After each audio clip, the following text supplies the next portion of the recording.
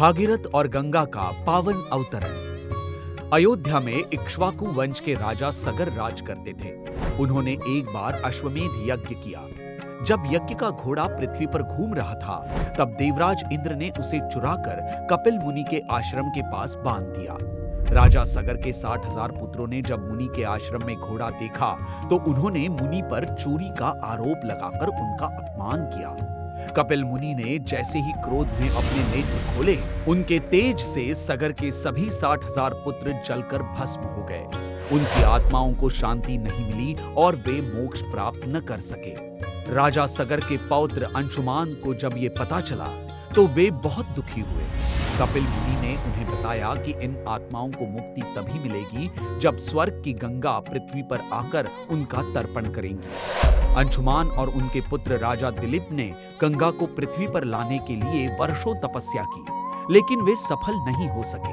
अंत में राजा दिलीप के पुत्र भगीरथ ने इस कठिन कार्य को पूरा करने का निश्चय किया। उन्होंने राजपाट त्याग दिया और हिमालय जाकर कठोर तपस्या शुरू की। वे वर्षों तक एक पैर पर खड़े होकर फल जल त्याग कर ब्रह्मा जी की आराधना करते रहे। उनकी तपस्या से प्रसन्न होकर ब्रह्मा जी प्रकट हुए। ब्रह्मा जी ने कहा कि गंगा का वेग इतना तेज है कि पृथ्वी उसे सह नहीं पाएगी और नष्ट हो जाएगी। इसलिए पहले भगवान शिव को प्रसन्न करो। भगीरथ ने फिर कैलाश पर्वत पर जाकर भगवान शिव की घोर तपस्या की। महादेव उनकी भक्ति से प्रसन्न हुए और गंगा को अपनी जटाओं में धारण करने के लिए तैयार हो गए। जब गंगा स्वर्ग से उतरी, तो उनका वेग बहुत तीव्र था, लेकिन शिवजी ने उन्हें अपनी जटाओं में बांध लिया। फिर महादेव ने गंगा को धीरे धीरे धरती पर प्रवाहित किया।